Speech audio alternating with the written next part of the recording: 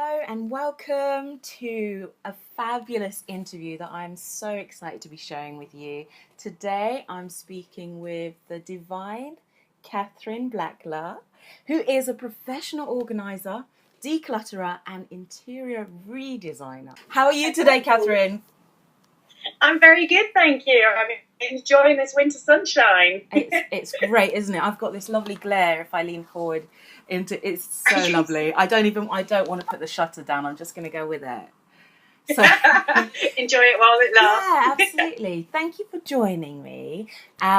We met recently at a wonderful event called the Her event, which was at Olympia. And I watched you deliver a talk called Sort My Shh Out. I have to do that just in case someone watches this and their kids are around. You never know. And I just loved what you had to share. I loved it. Not only did I resonate with what you were saying, but I came away with some real practical tips, advice. It was fun, and you really got us all thinking. And you made us take action on that day, actually, which is fantastic. Can I ask you to tell me in your words a little bit about what you do? Yeah, absolutely. So I'm a professional declutterer and organizer, which means I effectively go into people's homes or small businesses and help them work out what they do and don't need in their lives. So what's actually helping them to be the best person that they possibly can be and what's delivering to their goals or not, as the case may be, and then helping them to reframe the things that they've actually held on to for a number of years or that they're holding on to in case X, Y, and Z happens in the future. And trying to actually bring them back down to the here and now and surround themselves with things that they need in their lives right here, right now. Other things will come into their lives at a future date that they actually need when they need them. But we have a tendency, I think some of it might still be a bit of the wartime ethic of kind of hold on to things, waste not, want not, and so on. And so actually it's a case of trying to work out what do you need around you to be the best person that you can be and help you to let go and thank things that have done their service, or be, forgiving of things that you maybe thought were going to, but you've invested and maybe life didn't pan out that way. And it's all about just trying to learn to let go and then surround yourself by things that actually uplift and inspire you kind of for the here and now. That you just touched on something which is absolutely amazing, right? And it's not just the get the black bag, shove it all in a bag and chuck it out. The way you approach this is so beautiful, and it's really a kind of heart-centered way of letting go and really honoring that. That's not always easy for people to do. As you say, we hold on to things just in case, right? Absolutely. And, talking of honouring, I'm always incredibly flattered and honoured that somebody like you did let me into their home to help them on that journey, because you are very vulnerable, and it's a real position of vulnerability when you open your doors and you let somebody come in and you're worried about being judged for the clutter that you've got or the things that you feel stressed or disorganised about, and other people seem to be breezing through life without it causing them problems. So we have a lot of kind of judgment and stigma about it, and some of that has sort of been exasperated by the hoarding TV shows, which are great. I call them car crash television shows because, you can't help but be watching, it's wrong, but you want to watch it. And I think kind of one of the things that we're trying to say is that you don't have to be a hoarder or anyone on the hoarding spectrum to still benefit from having a professional organizer come in and look at things and help you reframe it from a different angle and give you the shortcuts that you maybe can't see. You kind of know what he's doing, but you can't always see it yourself because you're just so wrapped up in everyday life and then all your commitments and family kind of around you and so on. And so it's taking that time to actually just stop, take what's really delivering value for you as a person, and for you as a family unit, if you're in a family, or you as a couple, or you if you're living on your own. It doesn't matter what your scenario is. Kind of, it's always quite healthy just to stop, take every now and then and work out what's really delivering value around you. Yeah, absolutely. I I completely relate to that thing. If you don't have to be a hoarder, I don't class myself as a hoarder, and you've been here, so okay, maybe you've got a different professional opinion. No, it's not. It's not like the TV shows. It's much more of an average, what I would say, an average household that's just got a few too many bits going on now, because that's what we do. We've been encouraged for generations to buy, and keep bringing more in. And what we haven't been trained very well to do is actually review things and say buy, and actually let things go as well. Brilliant, yeah. So we end up with a sort of, an onslaught of inbound stuff. And unless you're very ruthless, like, some people can manage their wardrobes with one in, one out principle, and they're very disciplined on that. But the majority of us aren't disciplined. So it's a case of doing a stock take every now and then to just check that the stuff you've got around you is actually serving a purpose. And that's one of the reasons why this week is now National Organising Week, which is the Association of Professional Declutterers and Organisers in the UK, APDO. And we're running that as an initiative to give people the opportunity just to stop and reflect and have a look and see what they could challenge in their own environment. So yeah, it's good to take stock every now and then, not just always leave it to once a year for spring cleaning and things. Fantastic. Tell me, where can we find out more about your company and what's coming up for the National Organising Week?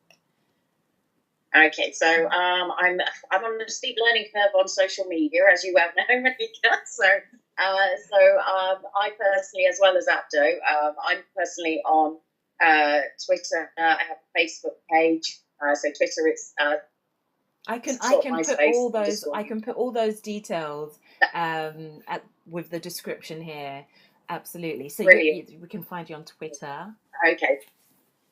Great. On Facebook, on LinkedIn, just getting up and running on Pinterest now as well, and Instagram. I'm still kind of just building on that as well. There's so much to learn as a new business. There's so much more than just doing and being in with clients. So yes, so building up on all of those.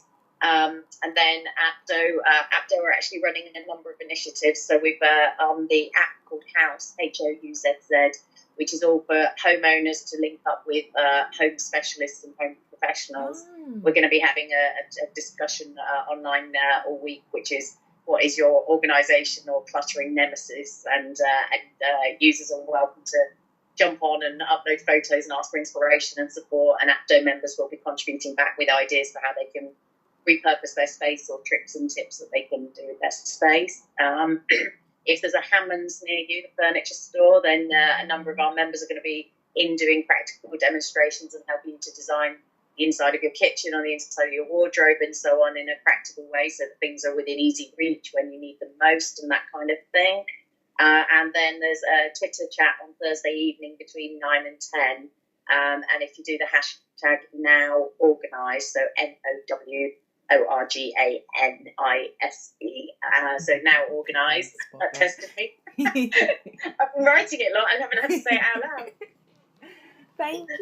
Then we'll all be chatting on Twitter. And again, that's another opportunity for anyone and everyone to join us and ask for tips and tricks. Fantastic. And things like that. So yeah, those are a few of the highlights. And one of the ones I'm really looking forward to is doing a charity day. I've managed to persuade 5 other APDO organisers to give up a day of their time as well, and we're going to go and blitz the storeroom for Dress for Success, which is a wonderful charity that actually supports all of the women who have actually come on hard times, potentially kind of been in domestic abuse relationships and so on. And it's about empowering them, training them for interview and giving them a wardrobe, sort of giving them an outfit for the interview. And when they secure the job, they get a capsule wardrobe from Dress for Success to actually start operating and doing the job. So they've just moved premises and they've got 300 or more boxes of stuff that needs sorting out, and so we're going and get them organised for National Organising Week. But it's going to be a hoot because we've got great camaraderie between all the professional organisers. So yeah, fantastic. Looking forward to that. It will be fun. It will be fun. That's yes. Interested. How can decluttering and organising be fun? It's but I'll tell you, the truth is, I love it. Knowing you and having met you and the energy that you bring, it's definitely fun the way you approach it, and you inject your energy, and there's no it's not an arduous task when I'm Catherine so glad to comes hear along. that. Absolutely. So yeah, the dichotomy of is decluttering and organizing fun. It can be when you are led by the right person. So I honestly, the reason why I really connected with what you said on the at the event where you spoke was you touched upon something which for me I really connect with the women that I'm working with, and within the groups in Facebook groups that I lead.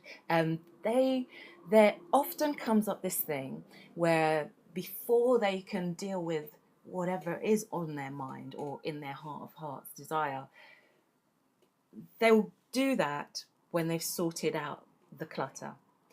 And I hear it, and it's I'm whether it's I need to move forward with my business and create some new leads or gain some new contracts, but I can't do it until I've sorted out my office. That's one. Or the home, the relationships. Oh, it's all going crazy. Whatever's happening with their family dynamics, but the house is a mess. And so when I heard you connect the fact of that is so it's real that clutter can affect everything else. It's not just an excuse. Yeah. It actually is a real emotion. So have you come across anything where that's real in with your clients? Absolutely, yeah. I mean, I think it is. It's when we're surrounded by clutter, it's a distraction, and our monkey brain needs something to latch onto. So it would much rather latch onto all of these distractions, and if that's social media, if that's kind of physical objects around and in the way, it'll channel its energy onto that, which then in turn prevents you from actually dealing with the real issue that you have at hand, whether that's how am I going to grow my business, or how am I going to find a partner for life, or how am I going to find, like whatever the things are.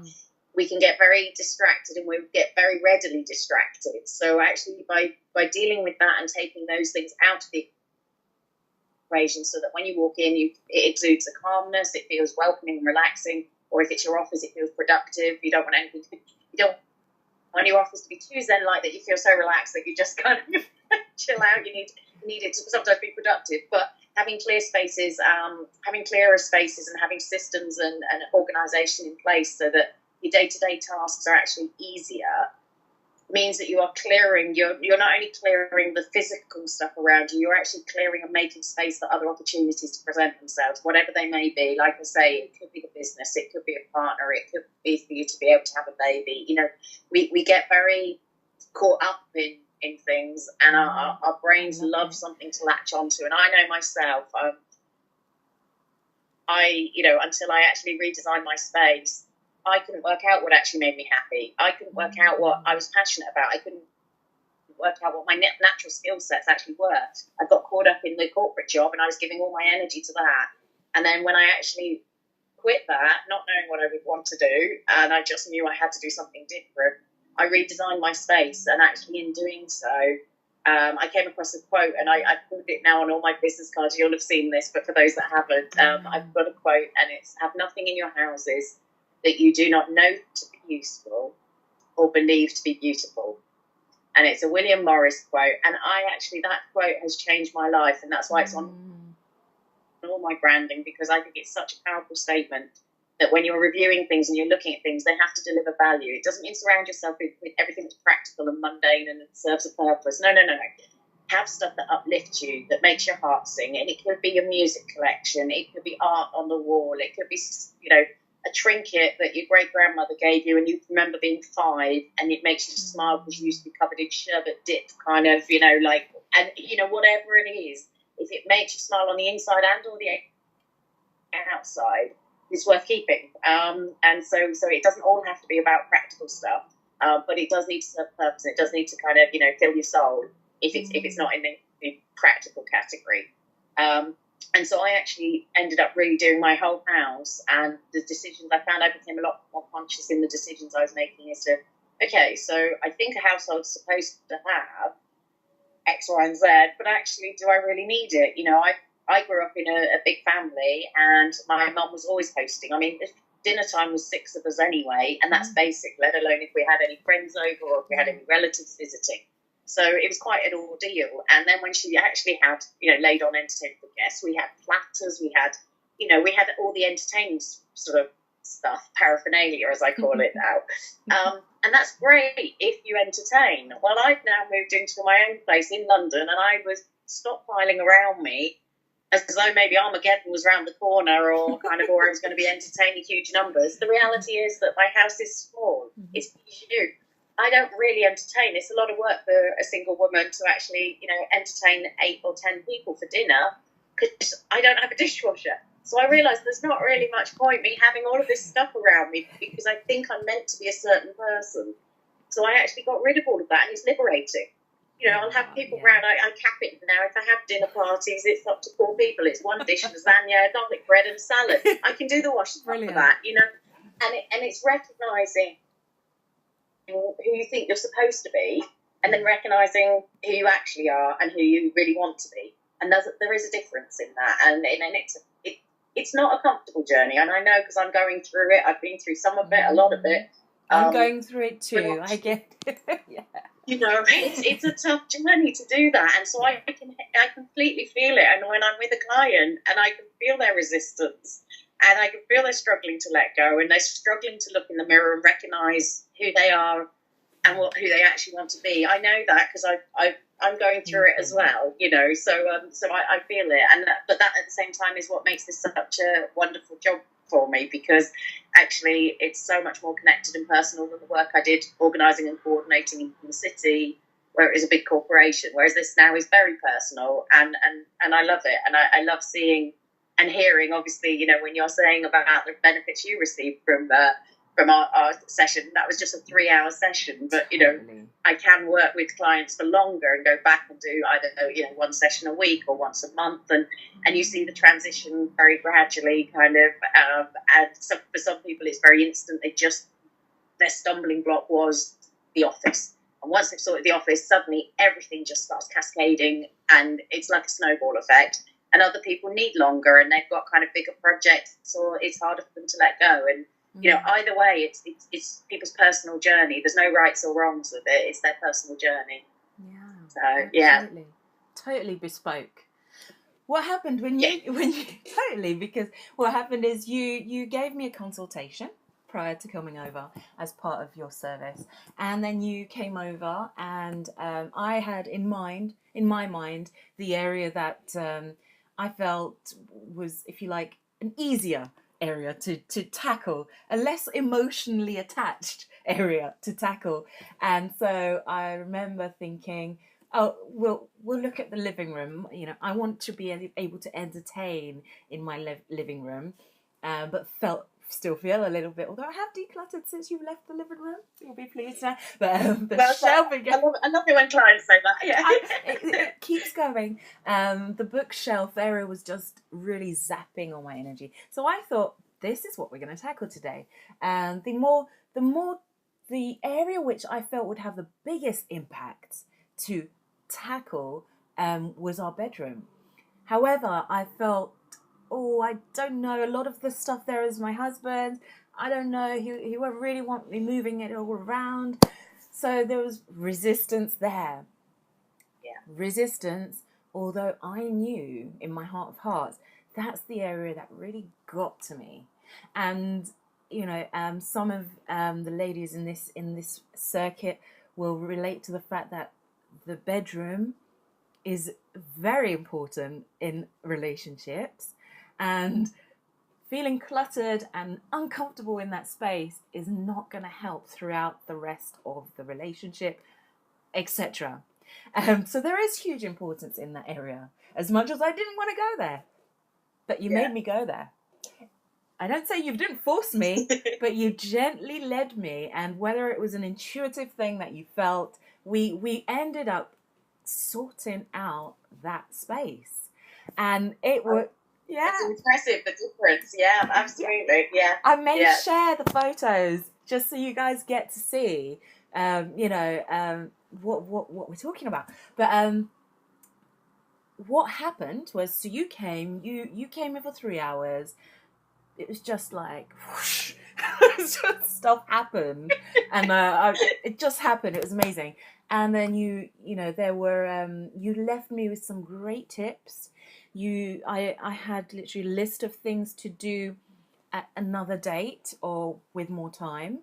It's brilliant. And so what happened that day? The result of this space, and the beautiful space that's now created in the bedroom, not only was there was a bit of resistance at first from my husband. Yes, he didn't want us to move all the stuff. That's true. However, he had the best night's sleep that night. And in fact, that whole week, the energy just really shifted.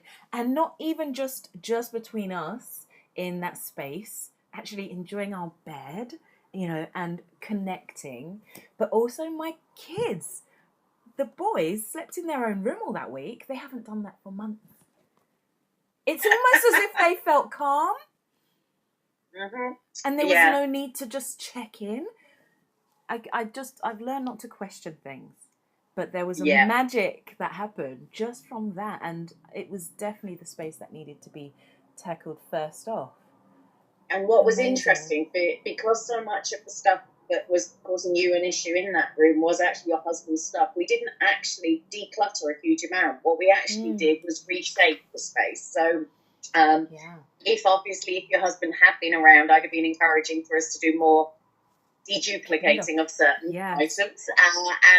But actually, we actually just reframe the space so that you didn't feel that there was a landslide coming down from the top of the wardrobe that might get you in the middle of the night, and so that actually you could walk around the bed kind of unimpinged, and it was a free flow of things and stuff. So whilst that room we didn't actually do a huge amount of decluttering because certainly together. I think you did some afterwards because you were on a roll when I left, and you stormed through, and I saw amazing photos after another few hours of activity after my visit, which again is great because I love it when I've actually inspired people to, to actually, if I've given them that momentum for them to get over the kind of the stumbling block, then that's fantastic. So I enjoy it just as much whether I'm on site or I'm not. But if it's giving you that momentum to get cracking with it. But it was an interesting one as well because, like I say, with that one, with your room, we didn't actually do a huge amount of decluttering because you did, and rightly so, you didn't feel you could make those decisions on your husband's behalf. And I'm very certain on that as well. It's not for us to decide what is or isn't important to somebody else. And I've had clients say, can you just come in and I'll be at work or I'll go and have a manicure and can you just sort out all of this stuff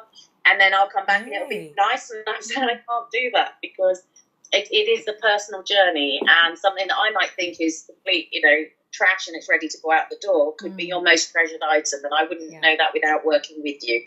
And it is very important that you actually take responsibility for your own items. So it is an interesting one when you're actually working in a shared space and both individuals are not there.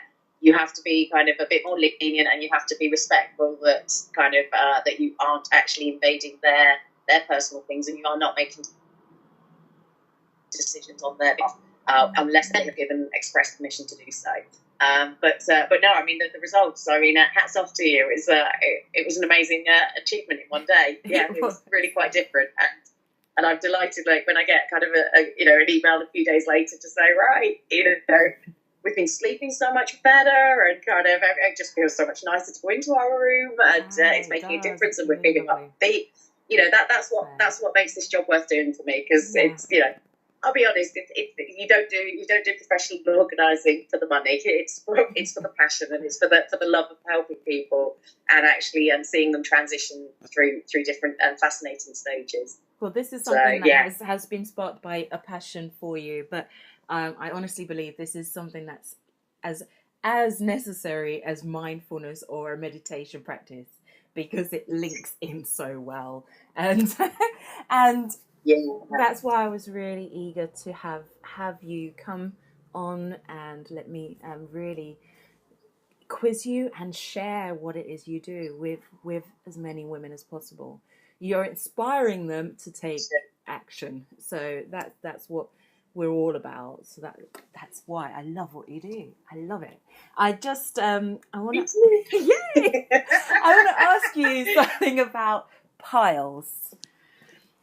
Do we have a piles situation going on? Yeah, just a little bit. Yeah, bit of a taboo topic, you know. Yeah, the piles. What's all the piles talk? Yeah. So yeah, this this has become a bit of a running joke, really. Effectively, kind of, we all suffer from piles, and it may not be the kind of piles that you immediately think of, and so particularly, should we say, you know, particularly if you've been through labour and things. I know a lot of women do get hemorrhoids, but what we're talking about are the sort of piles of clothes, piles of paperwork, piles of things to do, piles of toys. If you're riding the kind of the wave of plastic fantastic, you know, when kids come into your life and just you can't see the wood for the trees and you've lost all your sense of the grown-ups and the romantic couple that you once were and things. So it's I kind of it's a humorous way of looking at it, and of letting people know that actually you're not alone. Everybody is suffering from piles in one way or the other. Absolutely. That was a great icebreaker, and yet we're not alone. And there's no judgment, there's no embarrassment. It is what it is, and if you're ready to take action and get it sorted, then get on to Katherine and go to Sort My Space, and we'll put all the details below the comments. But you know, it's if you feel it's time to take action, and if this is stopping you really getting into further goal setting or really reaching other desires, if you're really feeling that the clutter is blocking your way, then I'm really, and I know Katherine will be behind me in this, I'm really want you to take action and get that sorted. So tell me, why would someone engage a professional? You know, having tried it themselves, why would they engage a professional? So, I mean, I personally I market myself a bit like a personal trainer. So you kind of know what needs doing, and you know you ought to do it, but actually you never quite get round to doing it. So having somebody like me come in and actually buddy up with you and champion you along and inject the energy and give you the shortcuts, instead of it being about diet and nutrition, kind of, I'm giving you the shortcuts on where you can actually send that stuff onto, and useful avenues for your stuff to go onto if it's past its sell-by date in your house and so on. We've also got other sort of within Abdo, there are members who kind of specialise in all sorts of things. So you can have people who are actually about to do a home move, and it's a great opportunity to review what you've got before you box it up, pay for it to be shipped or stored, etc., and go into a new home, and you can actually decide what you want to take with you into your new life. Or indeed, if you're older and you're selling the family home and you're downsizing to kind of a couple of rooms, there are people who are specialising working with that generation and helping them to downsize and so on. It may be that you moved in together with a new partner and you've both come from fully established homes and you've got double of everything and you're having a bit of a battle to de-dupe on that. And sometimes it can help having we're not mediators or marriage counsellors, but actually having somebody else come in and sort of, again, help to reframe things or suggest different ways of doing things. So there are lots of opportunities or kind of reasons why you might bring in an organiser. And we do have within Abdo, we do have members who actually specialise with hoarders as well. So if anybody is watching this and says, actually, I am like the TV shows and kind of, need some help on that, we have people who are trained to actually help with that level of clutter and that level of hoarding. But in fairness, the majority of households in the UK just have a lot of stuff because we've been taught that that's what we're supposed to do. And we fall prey to all the advertising and the marketing, and we just keep consuming. So, yeah, thank you.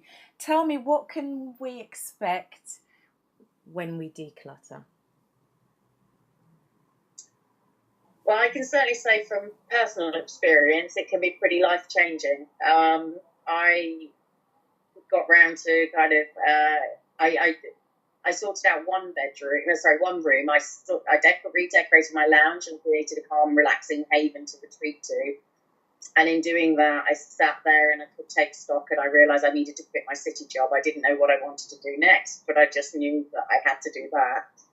And then once I quit the city job, I retransformed all the rest of my space. And by doing so, it really did open up avenues for me to think laterally as to what I actually enjoy, what I like doing. And I discovered professional organising and decluttering seemingly by chance. I'm not sure there is such a thing, but actually I think there's greater things at play that lead you down, lead you to see things, but you don't always see them.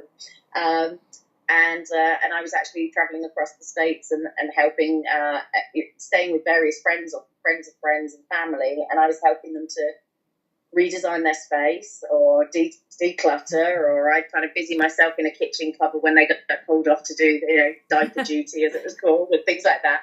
And I realised that actually that's what I really enjoyed doing. I was spending my holiday, my vacation time doing that, and it was an extended vacation because I was still trying to figure myself out on what I wanted to do. So I was away for 6 weeks, and all across the States, I found I was doing this, and people were responding really well and saying, "Oh, that's great! I've never thought of that," or "How did you know that?" Or kind of, just tick something else off on my mental to-do list. I hadn't even mentioned it, and so I started realising that this was actually something I chose to do from the core and for fun, as opposed to kind of from necessity.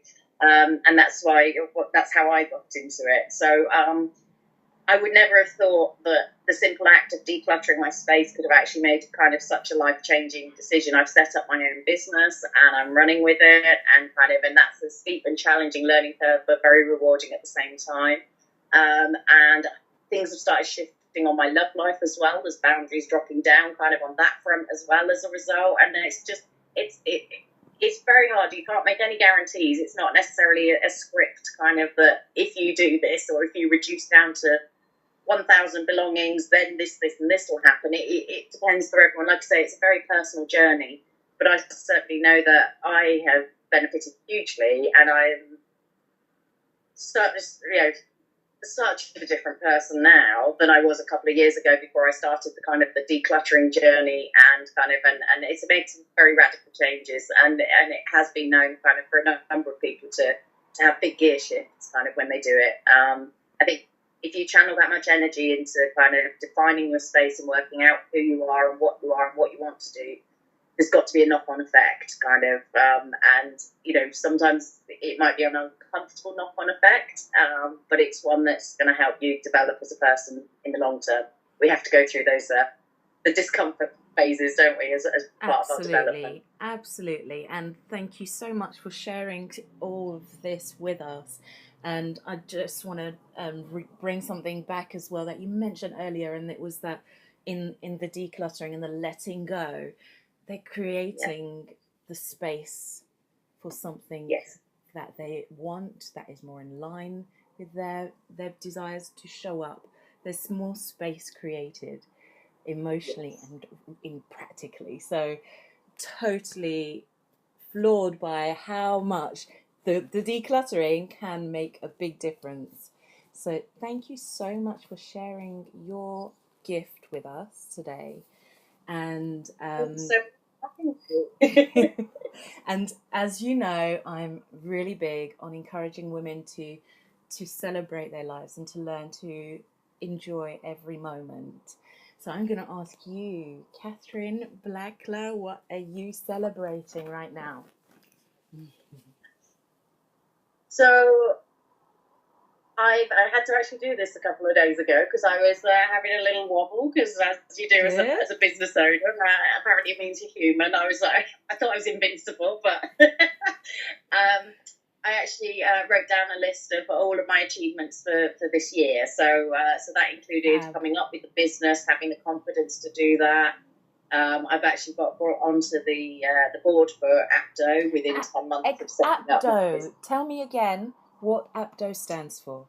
What's the So acronym? APDO is the association. It's a bit of a mouthful. But I'll let you say it. The Association of Professional Declutterers and Organisers. Right. And so we could put the website up as well, because if anybody's watching this and they're not London based but are interested in kind of having, you know, or making contact with an organiser, we've got members throughout the UK. So yeah, we'll pop that website up as well. Absolutely.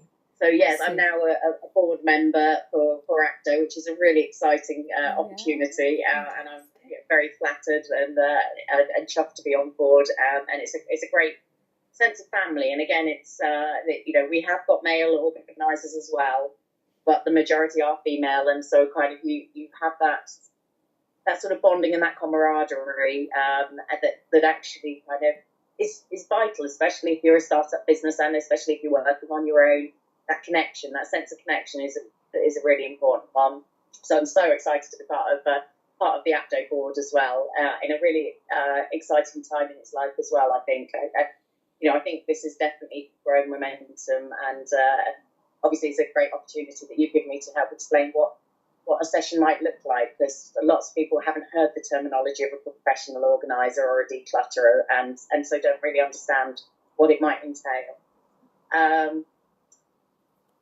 So yeah, I was trying to write down a list of my successes, and some of them are kind of include the things like, you know, getting a website up and launched, and learning how to use Twitter, and you know, things that kind of seem intimidating and daunting, and sometimes a pain in the behind, you know, and actually kind of tackling them each steadily and continuously. So yeah, I had to do a bit of a self appraisal the other day to pick myself up. But dust myself off that I actually was, you know, on track and I was achieving things, because we often forget to celebrate. So absolutely, yes. Absolutely. Thank you. Congratulations. Let it continue and grow. So if anybody wants to find you, they can go to the email, the website that we'll put in the comments. It's sortmyspace.co.uk. And get in touch, find you on you're everywhere. So whatever platform you're using, just type in Katherine Blackler. We'll put down the links below. And I just totally recommend you give this a go in your life. Thank you. Thank you so much. Thank you so much for having me. It's been an honour. Thank you.